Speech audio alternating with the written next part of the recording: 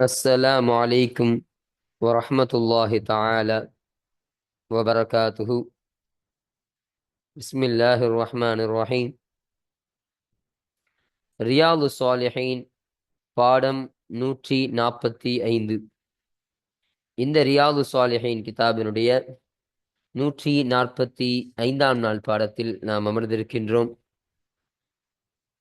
இந்த பாடத்தில் பாபு தஹரீமி துல்மி வல் அம்ரி பிரத்தில் மலாலிம் என்ற இந்த தலைப்பின் கீழ் அமையக்கூடிய வரக்கூடிய அந்த ஹதீஸுகளை பற்றி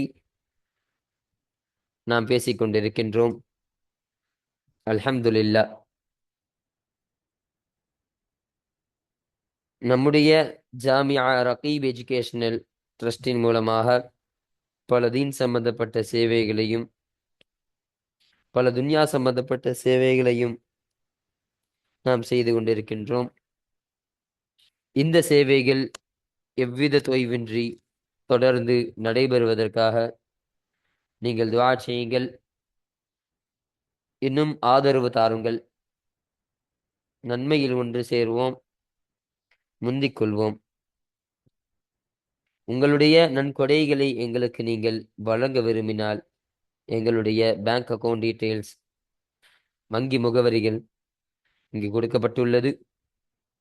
இது அல்லாமல் இங்கு கியூஆர் ஸ்கேனும் கொடுக்கப்பட்டுள்ளது.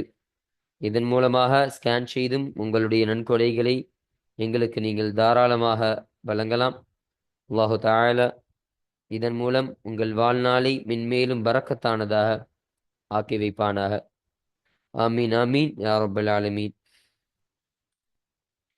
இப்பொழுது இந்த 145ஆம் நாள் பாடத்தில் நாம் 2 ஹதீஸுகளை பற்றி நாம் பேச இருக்கின்றோம். அந்த 2 ஹதீஸுகளில் முதலாவது ஹதீஸ் யார் முஸ்லிம் யார் முஹாஜிர் என்ற தலைப்பின் கீழ் அமையக்கூடிய ஹதீஸாக இந்த ஹதீஸானது இருக்கின்றது. அப்போ இந்த ஹதீஸில் ஸல்லல்லாஹு அலைஹி வஸல்லம் அன்னவர்கள் 2 விஷயத்தை தெளிவுபடுத்துவாங்க.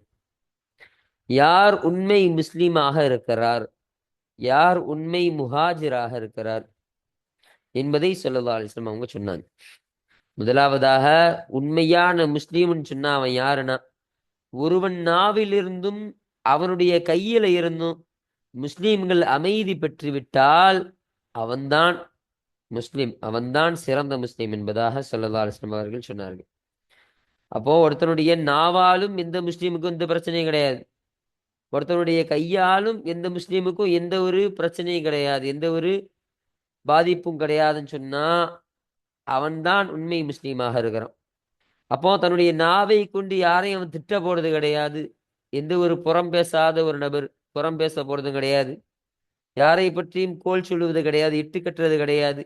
இது போன்ற எல்லா செயலை விட்டும் பாதுகாக்கப்பட்டவன் அவன்தான் உண்மையான முஸ்லிம் என்று ஸல்லல்லாஹு அலைஹி வஸல்லம் அன்னவர்கள் சொன்னார்கள். இன்னும் அவனுடைய கையினாலும் முஸ்லிம்களுக்கு எந்த ஒரு பாதிப்பும் இருக்காது. அப்போ தன்னுடைய கை கொண்டு எந்த ஒருவருக்கும் அநீதம் இழைக்க மாட்டான், யாரையும் அநியாயமான முறையில அவன் அடிச்சிட மாட்டான், அநீதமான முறையில அவன் திருடிட மாட்டான், எந்த பொருளையும் அவன் அபகரித்து கொள்ள மாட்டான், எந்த ஒரு தீங்கான காரியத்திலும் அவன் சாட்சியாக அவன் கையெழுத்து போட மாட்டான். அப்படி தன்னுடைய கையினால எந்த ஒரு முஸ்லீமுக்கும் எந்த ஒரு பாதிப்பு இல்லாம இருப்பான் இல்லையா, அப்படிப்பட்ட ஒருவன் இந்த 2 செயலும் உள்ளவன் தான் உண்மையில் முஸ்லீமாக இருக்கிறான் என்று ஸல்லல்லாஹு அலைஹி வஸல்லம் அவர்கள் சொல்லி தந்தார்கள். இரண்டாவதாக யார் முஹாஜிர்னு சொன்னா, அல்லாஹ் எந்தெந்த காரியத்தை எல்லாம் விலகிக்கொள் என்பதாக சொல்லிக் கொள்கிறானோ, அல்லாஹு தஆலா எந்தெந்த காரியத்தெல்லாம் தடுத்திருக்கிறானோ அந்த காரியத்தை விட்டு எல்லாம் விலகிக் கொள்பவன் தான் உண்மையான முஹாஜிர். அல்லாஹ் ஒரு பாவமான காரியமான, அல்லாஹ் தீங்க ஹராமான காரியம் என்று ஒரு காரியத்தை வச்சிருக்கான், அந்த காரியத்தின் பக்கம் நெருங்காம அதுல இருந்து விலகிட்டு தன்னுடைய கவனத்தை வேறு திசையில் திருப்பி கொண்டு அவன் விலகிக் கொள்கிறான் இல்லையா, விலகி செல்கிறான் இல்லையா, அத்தகையவன் தான் உண்மை முஹாஜிராக இருக்கிறார் என்று ஸல்லல்லாஹு அலைஹி வஸல்லம் அன்னவர்கள் நமக்கு கூறினார்கள். அப்போ இததான் இந்த ஹதீஸ்ல சொல்லி தராங்க. இரண்டாவதாக ஹதீஸை நம்ம பாருங்க. கிர்கிரா என்ற ஒருவர்.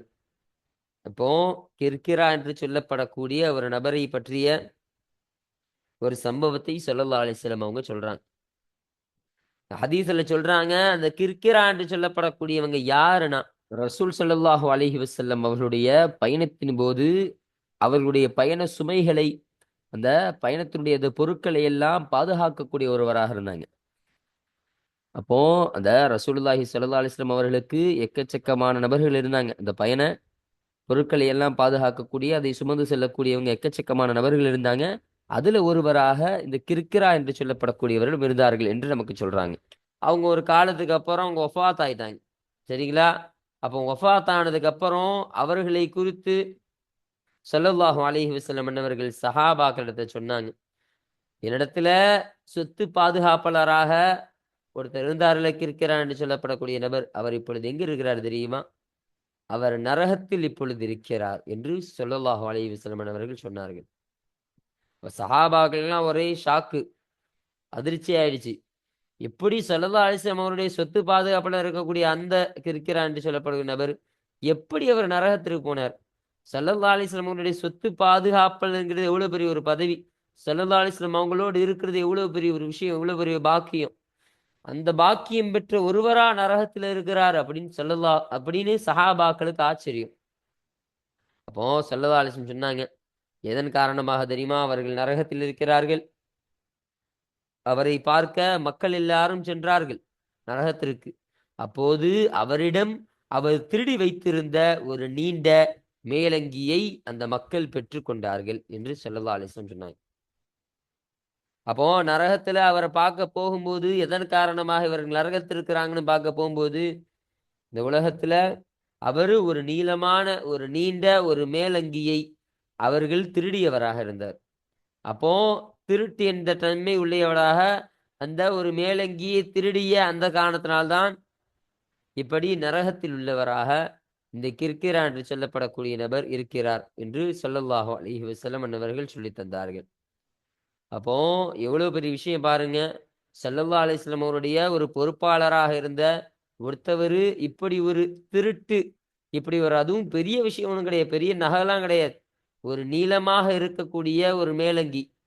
அந்த மேலங்கியை ஒரு சாதாரண ஒரு மேலங்கியை திருடின காரணமாக அவருக்கு நரகம் வழங்கப்பட்டுச்சுன்னு சொன்னா, இந்த இடத்துல ஸல்லல்லாஹு அலைஹி வஸல்லம் அவர்கள் அநீதம் என்ற செயலை எந்த அளவிற்கு உணர்த்தி தருகிறார்கள் என்பதை விளங்கணும். இந்த பாடம் அநீதம் குறித்தான விஷயத்தை தானே பத்தி பேசுறோம். அப்போ பிற இடத்துல திருடுதல் என்பது நீதமான விஷயமா, அநீதமான விஷயமா? நமக்கெல்லாம் தெரியும். அநீதமான விஷயம்தான். அப்ப எந்த ஒரு நபருடைய பொருளையும் அனுமதியின்றி, உரிமையின்றி அதை நம்ம அபகரித்துக் கொண்டால், அது திருட்டாக இருக்குது.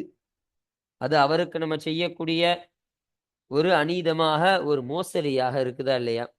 அப்போ அப்படிப்பட்ட ஒரு மோசடியை, அப்படிப்பட்ட ஒரு அநீதத்தை அவர்கள் செய்ததன் காரணமாக தான் இந்த கிர்கிரா என்று சொல்லப்படக்கூடிய அந்த நபர் நரகத்தில் இப்பொழுது இருக்கக்கூடியவராக இருக்கிறார் என்பதை ஸல்லல்லாஹு அலைஹி வஸல்லம் அவர்கள் இந்த ஹதீஸ்ல சொல்லி காட்டுவாங்க. அப்போ இந்த ஹதீஸ், இந்த செய்தியை தான் இந்த ஹதீஸ்ல ஸல்லல்லாஹு அலைஹி வஸல்லம் அவர்கள் ஒரு படிப்பினையாக நமக்கு சொல்லித் தருவார்கள். இப்போ இந்த ஹதீஸிற்கான இந்த 2 ஹதீஸையும் நம்ம பார்த்தாச்சு. இந்த 2 ஹதீஸிற்கான தர்ஜிமாவையும் இதற்கான கூடுதல் விளக்கத்தையும் பற்றி இன்ஷா அல்லாஹ் இப்ப நம்ம பாடம் வாசிக்கும் பொழுது நம்ம பார்ப்போம். அப்ப இன்றைய பாடத்துல இந்த 2 ஹதீஸை குறித்தான செய்திகளை மட்டும்தான் இன்றைய பாடத்தில் நாம் பேச இருக்கிறோம். அல்ஹம்துலில்லாஹ். இப்போ நம்ம கிதாப பார்ப்போம். 211வது ஹதீஸ். இந்த ரியாது ஸாலிஹீன் கிதாபில் பதிவு செய்யப்படக்கூடிய ஹதீஸ்களுடைய வரிசையின் பிரகாரம் பார்க்கும் பொழுது இது 211வது ஹதீஸ் என்பதாக நமக்கு சொல்றாங்க.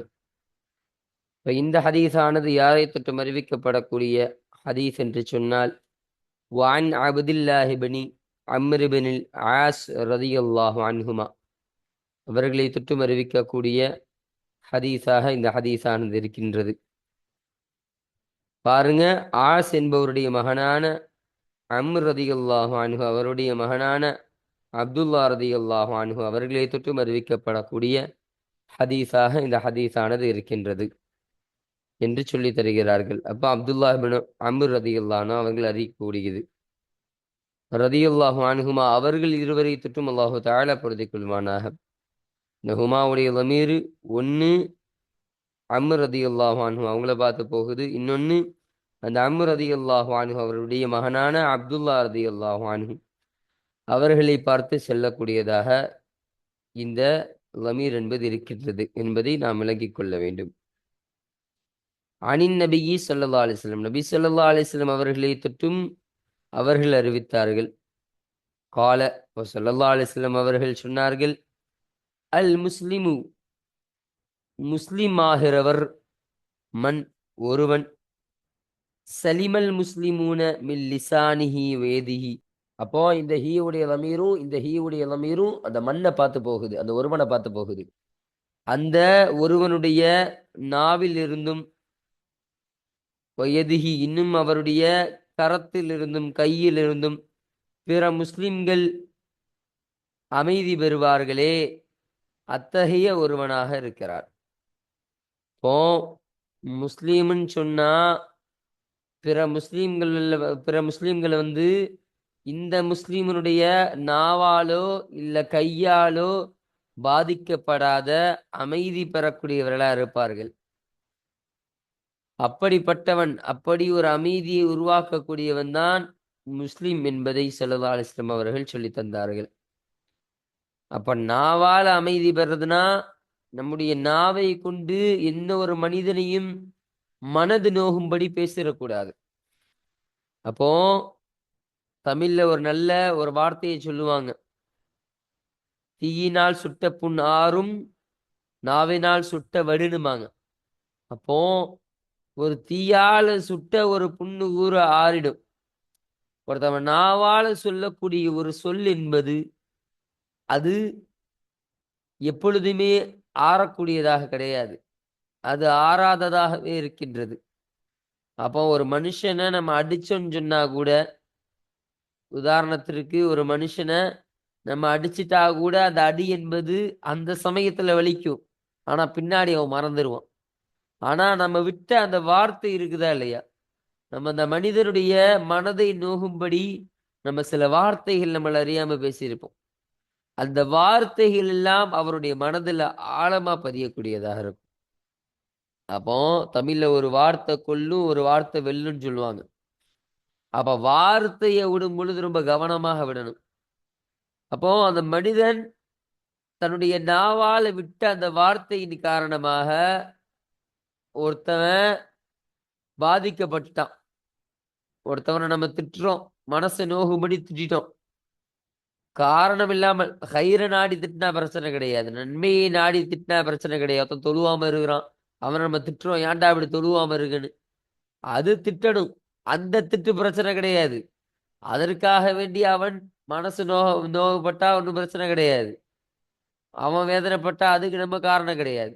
ஆனா காரணம் இல்லாமல் தேவையில்லாமல் ஒரு மனுஷனை நோகடிக்கிறோன்னு சொன்னா, தன்னுடைய நாவால திட்டி நோகடிக்கிறோன்னு சொன்னா, அவன் நொந்து விட்டால் இவன் சரியான முஸ்லீமாக ஆக மாட்டான் என்று ஸல்லல்லாஹு அலைஹி வஸல்லம் அவர்கள் சொல்லி காட்டுகிறார்கள். இன்னும் அவருடைய கரத்தாலும் அவன் அமைதி பெறக்கூடியவனாக இருக்கணும். அப்போ ஒரு முஸ்லீம நாவால திட்டியும் மனது வேதனைப்படுத்திடக்கூடாது, கையால் அடிக்கவும் செஞ்சிடக்கூடாது. இப்போ தன்னுடைய கரத்தாலும் அவன் அமைதி பெறணும்னா நம்ம மூலமா யாராலும் எந்த பாதிப்பும் இருக்கக்கூடாது. நம்மளுடைய கையின் மூலமாக எப்ப பார்த்தாலும் கை நீட்டிடக்கூடாது, யாரை பார்த்தாலும் கோவம் வந்துருச்சுன்னா உடனே அடிச்சிடக்கூடாது. எந்த ஒருவரையும் அடித்து விட்டாலும் அது அவனுக்கு ஒரு பெரிய கேவலமாக ஆகிரும். ஒரு அடி என்பது சாதாரண விஷயம் கிடையாது. ஒரு பிற மக்களுக்கு முன்னாடி ஒரு மனுஷனை அடிச்சிட்டேன்னு சொன்னா அவனுக்கு ரொம்ப அவமானமா போயிடும். அந்த விஷயம் காலம் முழுவதும் அவன் பத்வா விடுவதற்கு அது ஒரு காரணமாக இருக்கும். அவன் சாபம் விட்டுருவான், எப்படி அடிச்சிட்டான் பாரு என்ன அப்படின்னு நான் பட்டுட்டான்னு சொன்னா இந்த அடித்தவன் உண்மையான முஸ்லீமாக ஆக மாட்டான் என்றுதான் ஸல்லல்லாஹு அலைஹி வஸல்லம் அவங்க சொல்ல வராங்க. அப்போ ஒரு முஸ்லீம் தன்னுடைய நாவாலும் தன்னுடைய கரத்தாலும் அவன் பாதுகாப்பு வழங்கணும். பிற முஸ்லீமுக்கு பாதுகாப்பு வழங்கி பிற முஸ்லீம்களை அமைதி பெற செய்கிறானா அவன்தான் உண்மை முஸ்லிம். அவன்தான் அல்லாஹ்விற்கும் அல்லாஹுடைய ரசூலுக்கும் பொருத்தப்பட்ட ஒரு முஸ்லீமாக இருக்கிறான் என்பதை ஸல்லல்லாஹு அலைஹி வஸல்லம் அவர்கள் சொல்லி தந்தார்கள். இன்னும் சொல்றாங்க, வல் முஹாஜிரு, இன்னும் முஹாஜிர் என்பவராகிறவர், மன் ஒருவர், ஹஜரமானஹல்லாஹு அன்ஹு. இந்த ஹூடைய லமீரு அந்த மாவை பார்த்து போகுது. அப்போ எந்த ஒன்றை விட்டும் அல்லாஹு தஆலா தடுத்திருக்கின்றானோ அந்த ஒன்றை விட்டும் தவிர்த்து கொள்வானே, விலகிக் கொள்பவனே உண்மையான முஹாஜிராக இருக்கிறார் என்று ஸல்லல்லாஹு அலைஹி வஸல்லம் அவர்கள் சொன்னார்கள். இப்போ அல்லாஹ் இந்த உலகத்துல என்னென்ன விஷயத்தெல்லாம் தடுத்திருக்கிறான், இந்த உலகத்துல தடுக்கப்பட்ட காரியங்கள், பாவமான காரியங்கள் எத்தனை இருக்குது. அந்த காரியத்தெல்லாம் விட்டும் தவிர்த்து கொள்ளணும். அந்த காரியத்தெல்லாம் செய்யக்கூடியவனாக ஆயிட்டான்னு சொன்னா அவன் உண்மை முஹாஜராக ஆக முடியாது. அந்த காரியத்தை எல்லாம் அவன் தடுத்து அவன் விலகி கொண்டு, இந்த காரியம் அல்லாஹ் தடுத்த காரியமாக இருக்குது. அல்லாஹ் தடுத்த ஒரு காரியத்தை, அல்லாஹ் ஹராமாக்கிய ஒரு காரியத்தை என் வாழ்நாள் நான் எப்படி நான் செய்வேன் அப்படின்னு தன்னுடைய மனதை அவன் திருப்பி கொண்டு அதுல இருந்து அவன் விலகி கொள்ளக்கூடியவனாக ஆகுவானே, அவன்தான் உண்மை முஹாஜிர். அவன்தான் அல்லாஹ்விற்கு பொருத்தமான, அல்லாஹுடைய ரசூலுக்கு பொருத்தமான ஒரு முஹாஜிராக இருக்கிறான் என்பதையும் ஸல்லல்லாஹு அலைஹி வஸல்லம் என்பவர்கள் இந்த ஹதீஸின் மூலமாக நமக்கு சொல்லித் தருகிறார்கள். முத்தஃபக்குன் அலைஹி, இந்த ஹதீஸானது புகாரி முஸ்லிம் இருவராலும் இத்திஃபாக் செய்து சேர்ந்து அறிவித்த ஹதீஸாக இந்த ஹதீஸானது இருக்கின்றது என்பதை நமக்கு சொல்லித் தருகிறார்கள். அப்போ இந்த ஹதீஸானது இந்த அநீதம் இழைக்குதல் கூடாது, தடுக்கப்பட்டது என்ற இந்த தலைப்பின் கீழ் அமைவதற்கான காரணம் என்ன சொன்னா, முதலாவது ஒரு விஷயம் சொன்னாங்க ஸல்லல்லாஹு அலைஹி வஸல்லம், யார் முஸ்லீம் என்பதாக சொல்லி தந்தார்கள். தன்னுடைய நாவாலும் கரத்தாலும் பிற முஸ்லிம்கள் சலாமத்து பெறுகிறார்களா, அமைதி பெறுகிறார்களா, அவன்தான் உண்மை முஸ்லிம் என்று சொன்னாங்க. அப்போ தன்னுடைய நாவாலும் கரத்தாலும் அமைதி பெறணும்னு சொன்னா அவனிடத்துல நீதம் என்பது இருக்கணும். ஒருத்தவனிடத்துல அநீதம் என்ற ஒரு தன்மை வந்துட்டாலே அவன் பிற மக்களை நோவினைப்படுத்த ஆரம்பிச்சிருவான், பிற மக்களை வேதனைப்படுத்த ஆரம்பிச்சிருவான். தன்னுடைய நாவால திட்டி அவன் அநீதம் செய்வதற்கு காரணமாக திட்டி அவனை வேதனைப்படுத்தக்கூடியவனா இருப்பான். அநீதம் செய்யக்கூடியவனா ஆயிட்டன்னு சொன்னா அவன் அடிக்க கூட அவன் துணிய மாட்டான். அப்போ அடிக்க கூட அவன் துணிய மாட்டான்னா என்ன, அவன் அடிச்சிருவான். அப்போ அடிச்சிட்டான்னு சொன்னா அவனுடைய கரத்தாலும் அவன் பாதிக்கப்பட்டவனாகிறான், அவனுடைய நாவாலும் அவன் பாதிக்கப்பட்டவனாக ஆகிறான். அப்போ இதுவும் ஒரு முஸ்லீமுக்கு, ஒரு பிற முஸ்லீமுக்கு ஒரு முஸ்லீம் இழைக்கக்கூடிய ஒரு அநீதமாக இருக்குது. அப்ப இந்த அநீதமான ஒரு செயலை நீங்கள் செய்யாமல் இருங்கள் என்று ஸல்லல்லாஹு அலைஹி வஸல்லம் சொல்லி தந்தாங்க.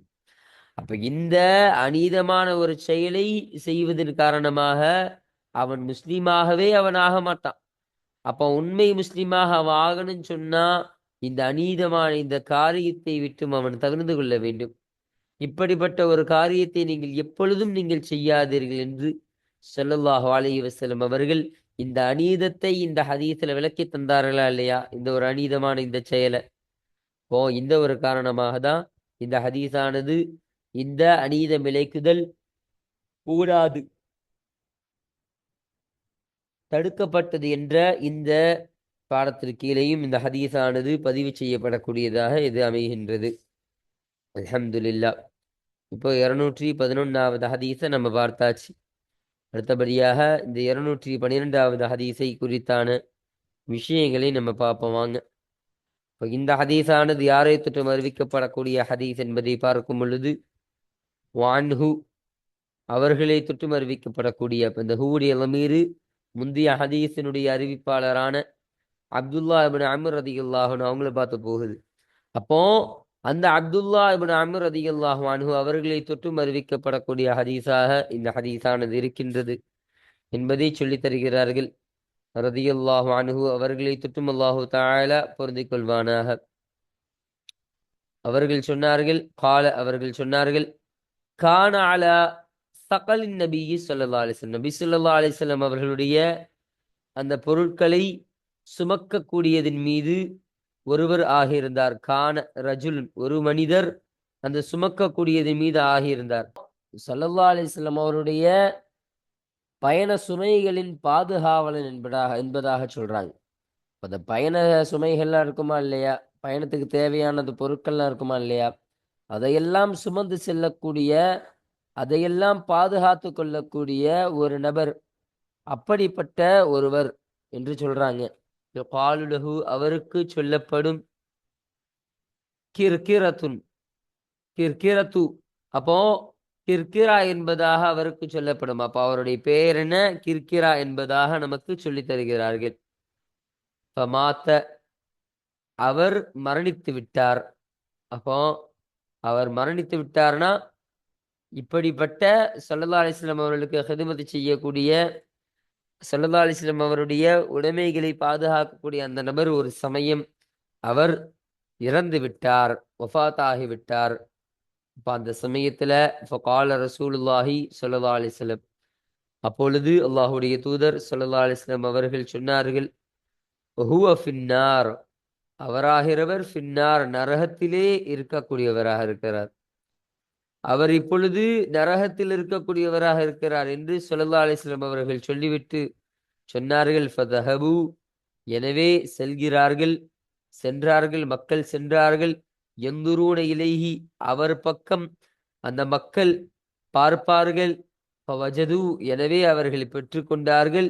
அபாஅத்தன், அபாஅத்தன் சொன்னா ஒரு மேலங்கி, ஒரு மேலங்கியை அவர்கள் பெற்றுக்கொண்டார்கள். அது அல்லஹா, திட்டமாக அதை அவர் மோசடி செய்து எடுத்துக்கொண்டார் என்பதாக ஸல்லல்லாஹு அலைஹி வஸல்லம் அவர்கள் சொன்னார்கள்.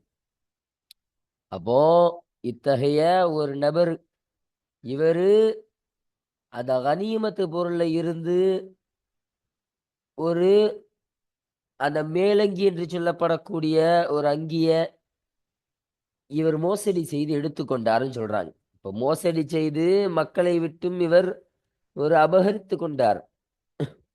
அப்போ அதன் காரணமாக தான் இவரை மக்கள் எல்லோரும் நரகத்தில் பார்க்கக்கூடியவர்களாக இருந்தார்கள். இவர்களை நரகத்தில் பெற்றுக்கொண்டார்கள் என்று ஸல்லல்லாஹு அலைஹி வஸல்லம் அவங்க சொல்றாங்க. அப்போ ஒரு விஷயம் விளங்கணும், இந்த நபர் யாரு? ஸல்லல்லாஹு அலைஹி வஸல்லம் அவருடைய பயண பொருட்களை தூக்கக்கூடிய, அதை பாதுகாக்கக்கூடிய ஒரு பாதுகாவலர் என்ற ஒரு பதவியில் இருக்கக்கூடிய ஒரு நபர். ஸல்லல்லாஹு அலைஹி வஸல்லம் அன்னவர்களுக்கு ஹிதுமத் செய்யறது, பணிவிடை செய்யறது எவ்வளவு பெரிய ஒரு பாக்கியம். அல்லாஹு தஆலா அப்படிப்பட்ட பாக்கியத்தை சுவனத்தில் நமக்கு வழங்குவானாக. அப்போ அத்தகைய ஒரு பாக்கியமே ஒரு மிகப்பெரிய ஒரு பதவியாக, ஒரு மிகப்பெரிய ஒரு பாக்கியமாக இருக்கு. அப்படி இருக்க ஸல்லல்லாஹு அலைஹி வஸல்லம் அவருடைய பாதுகாவலர், பயண பொருட்களின் பாதுகாவலர் என்று சொன்னா அது இவ்வளவு உன்னதமான ஒரு பதவியாக இருக்கும். பாதுகாக்குதல் என்பதே ஒரு அமானிதத்தை பேணக்கூடிய ஒரு தன்மையாக இருக்கு. ஒரு அமானிதம் என்ற விஷயத்தை காக்க வேண்டும் என்ற ஒரு கட்டாயத்தில் ஆழ்த்தப்படக்கூடிய ஒரு பதவி. அதை மீறிவிடவே கூடாது, அதுல மோசடி நடந்துவிடவே கூடாது. அப்போ நம்மை நம்பி ஒரு பொறுப்பை ஒப்படைக்கிறார்கள். அந்த பொறுப்பை, அதுவே பாதுகாப்பான ஒரு பொருள், பாதுகாத்து வைக்க வேண்டும் என்று சொன்னால் அதை மேற்கொண்டு நம்ம நல்லபடியாக அதை பார்த்து கொள்ள வேண்டும். அத்தகைய ஒரு பதவியாக அந்த பதவி இருக்கு. அப்ப அப்படிப்பட்டவங்க இப்படி ஒரு நரகத்துல இருக்க காரணம், இந்த நரகத்துல அந்த மக்கள் எல்லாம் பார்க்க காரணம் என்னன்னு ஸல்லல்லாஹு அலைஹி வஸல்லம் சொல்லும்போது சொல்றாங்க பார்த்தீங்களா, அவர் தன்னுடைய வாழ்நாளில் செய்த அந்த மோசடி தான். அந்த மேலங்கியை அவர் மோசடி செய்யும் விதமாக கனிமத்து பொருளில் இருந்து அதை அவர் மோசடி செய்து அவர் எடுத்து வைத்து கொண்டவராக இருந்தார். அதன் காரணமாக தான் சுவனம் என்பது இவரை விட்டு தப்பிவிட்டது. சுவனம் தவறிவிட்டு இவரை நரகத்தில் போடப்பட்டது, இவருக்கு நரகம் கிடைத்தது என்று ரசூலுல்லாஹி ஸல்லல்லாஹு அலைஹி வஸல்லம் அன்னவர்கள் இந்த ஹதீஸின் மூலமாக சொல்லி காண்பிக்கிறார்கள். ரவாஹுல் புகாரி, இந்த ஹதீஸனை புகாரி ரஹமத்துல்லாஹி அலைஹி அன்னவர்கள் அறிவித்தார்கள் என்பதை நமக்கு சொல்றாங்க. அப்போ இதுதான் 212வது ஹதீஸ். இப்போ இந்த ஹதீஸானது இந்த அநீதம் இழைக்குதல் கூடாது, அது தடுக்கப்பட்டது என்ற இந்த பாடத்திற்கு கீழே இந்த ஹதீஸு பதிவு செய்யப்படுவதற்கான காரணம் என்னன்னு சொன்னா, இந்த ஹதீஸானது, இந்த ஹதீஸ்ல ஸல்லல்லாஹு அலைஹி வஸல்லம் அவர்கள் அந்த உன்னதமான பொறுப்புல இருந்த அந்த கிர்கிரா என்ற அந்த நபர் இருக்கிறார்ல இல்லையா, அவர்கள் நரகத்தில் இருந்ததற்கான காரணம் என்ன? அவர்கள் திருடியதன் காரணமாக. அவர்கள் தன்னுடைய அவர்கள் ஒரு மேலாடையை அவர்கள் திருடியதன் காரணமாக தான் இப்படி ஒரு தண்டனைக்கு அவர் ஆளாகக்கூடியவராக இருக்கிறார். அப்போ இந்த திருடுதல் இந்த செயல் என்பது ஒரு அநீதம் என்பது நம்ம முன்னாடியே சொன்னோம். திருட்டு என்பது ஒரு நியாயமான ஒரு விஷயமாங்க. ஒரு அநீதமான விஷயம் தானே. அப்ப நீதமான விஷயம் இல்லாத எல்லாமே அநீதமான விஷயம்தான். அப்ப இது நியாயமான விஷயம் கிடையாது, அநியாயமான விஷயமாக இருக்கு திருடுதல் என்ற ஒரு செயல். இப்படி ஒரு அநீதமான செயல் காரணமாக ஒரு சுவனத்திற்கு தகுதியான ஒருத்தவர் ஸல்லல்லாஹு அலைஹி வஸல்லம் அவருடைய புனித பொறுப்புல இருந்தவரா இல்லையா? அப்ப அந்த பொறுப்பின் காரணமாகவே அல்லாஹ் தஆலா சுவனத்தை வழங்கக்கூடியவனாக இருப்பான் அவருக்கு. அப்படி அந்த சுவனத்திற்கு தகுதியான அந்த நபரும் நரகத்திற்கு செல்கிறார்கள் என்று சொன்னால், இந்த அநீதம் இழைத்ததன் காரணமாக தான் இது நிகழ்ந்தது என்று ஸல்லல்லாஹு அலைஹி வஸல்லம் அவர்கள் சொல்லித் தருகிறார்கள். அப்ப இந்த ஒரு கருத்தை ஸல்லல்லாஹு அலைஹி வஸல்லம் அவங்க இந்த ஹதீஸ்ல சொல்றாங்களா இல்லையா? அப்போ இந்த ஒரு கருத்தை இந்த ஹதீஸ் உள்ளடக்கியதன் காரணமாக இந்த ஹதீஸானது இந்த அநீதம் இழைக்குதல் கூடாது, தடுக்கப்பட்டது என்ற இந்த பாடத்தின் கீழ் அமைவதற்கான காரணமாக இது அமைகின்றது. அல்ஹம்துலில்லாஹ். அப்ப இன்றைய பாடத்துல இந்த 211வது ஹதீஸையும் இந்த 212வது ஹதீஸை குறித்தான அந்த தர்ஜுமாக்களையும் அந்த விளக்கங்களையும் பற்றி நம்ம பார்த்தோம். அல்ஹம்துலில்லாஹ். இப்பொழுது இந்த 213வது ஹதீஸை குறித்தான விஷயங்களை, அதுல சொல்லப்பட்ட அதுல சொல்லப்பட்ட அந்த தர்ஜுமாக்களையும் அந்த விளக்கங்களையும் பற்றி இன்ஷா அல்லாஹ் நம்ம அடுத்த பாடத்தில் நாம் பேசுவோம். வாஹிர் தஅவானா அனில் ஹம்துலில்லாஹி ரப்பில் ஆலமீன். அஸ்ஸலாமு அலைக்கும் வரஹ்மத்துல்லாஹி தஆலா வபரகாத்துஹு.